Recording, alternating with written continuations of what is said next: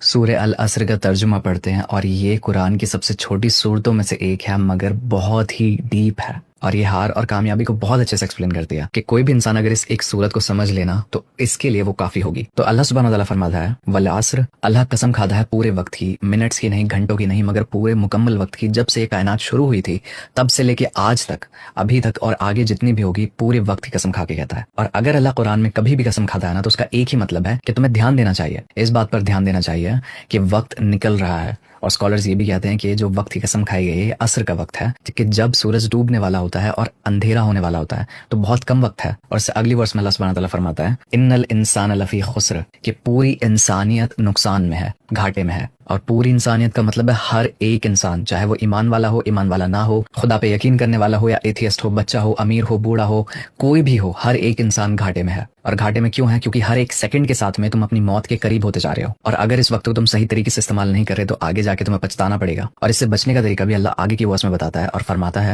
الا الذین آمنوا، سوائے ان لوگوں کے جو ایمان لاتے ہیں۔ ایمان صرف اللہ پر نہیں بلکہ ہر ایک چیز پر، اس قرآن پر، پچھلی کتابوں پر، محمد صلی اللہ علیہ وسلم کے پچھلے جتنے نبی آئے تھے ان پر، جنت پر، جہنم پر، فرشتوں پر، شیاطین پر، ہر ایک چیز پر ایمان لاتے ہیں۔ وعملوا الصالحات، وہ لوگ جو نیک کام کرتے ہیں، عمل صالح کرتے ہیں اور نیک نیت سے کرتے ہیں، ان کی نیت صاف ہوتی ہے اور اسی طریقے سے کرتے ہیں جس طریقے سے اللہ سبحانہ تعالیٰ نے ہمیں بتایا ہے کرنے کے لیے، کیونکہ آپ کے جو عمل ہیں وہ آپ کے ایمان سے الائن کرنے چاہیے، دونوں الگ الگ نہیں ہونے چاہیے۔ وتواصوا بالحق، وہ لوگ جو ایک دوسرے کو حق کی دعوت دیں، سچائی کی دعوت دیں۔ اور اس کا مطلب یہ ہے کہ اگر آپ ایمان والے ہو تو ضروری نہیں کہ آپ اکیلے اس ایمان کو فالو کرو، آپ پہ لازمی ہے کہ اپنے بھائی کو، اپنی بہن کو، اپنے دوستوں کو بھی حق کی دعوت دو، ان کو بھی سیدھے راستے کی طرف لے کے آؤ، کیونکہ ایمان والوں پر یہ بات لازمی ہے کہ وہ ایک دوسرے کا ساتھ دیں، ایک دوسرے کو سپورٹ کریں، بے شک ان کو اس میں پریشانی ہی کیوں نہ ہو، اور اس کا بدلہ اللہ دے گا۔ اور اس میں سچائی کے لیے بولنا ہے اور ظلم کے خلاف بولنا ہے، انصاف کے ساتھ کھڑا ہونا ہے۔ وتواصوا بالصبر، اور وہ لوگ جو ایک دوسرے کو صبر کی دعوت دیتے ہیں۔ اور کیونکہ پہلے آپ نے لوگوں کو سچائی کی دعوت دی تھی تو سچائی پہ چلنا اور حق کے ساتھ کھڑا ہونا آسان نہیں ہوتا، تو اللہ سبحانہ تعالیٰ بہت ہی خوبصورتی سے